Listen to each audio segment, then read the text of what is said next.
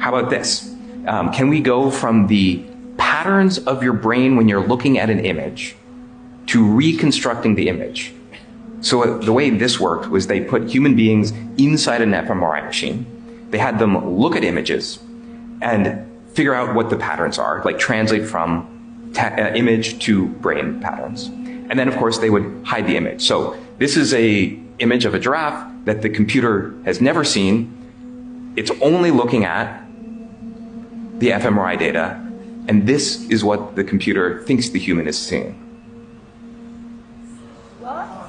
Yeah. Now, to get state of the art, here's where the combinatorial aspects, why you can start to see these are all the same demo. To do this kind of imaging, the latest paper, the one that happened even after this, which is already better, uses stable diffusion, uses the thing that you use to make art. Like, what should a thing that you use to make art have anything to do with reading your brain? But of course, it goes further. So in this one, they said, can they understand the inner monologue, the things you're saying to yourself in your own mind? Mind you, by the way, when you dream, like your visual cortex runs in reverse, so your dreams are no longer safe. But we'll try this. So they had people watch a video and just narrate what was going on in the video in their mind. So there's a woman, she gets hit in the back, she falls over. This is what the computer reconstructed the person thinking. See a girl, looks just like me, get hit in the back, and then she is knocked off. So our thoughts, are starting to be decoded.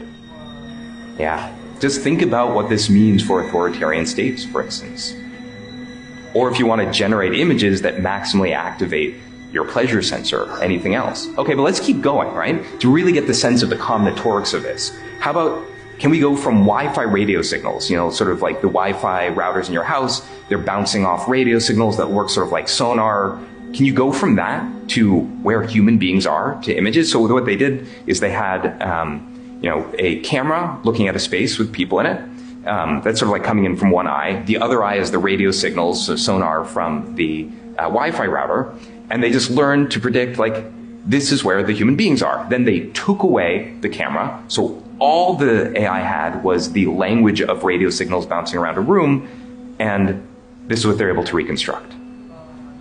Real-time 3D pose estimation, right? So suddenly AI has turned every Wi-Fi router into a camera that can work in the dark, specially tuned for tracking living beings.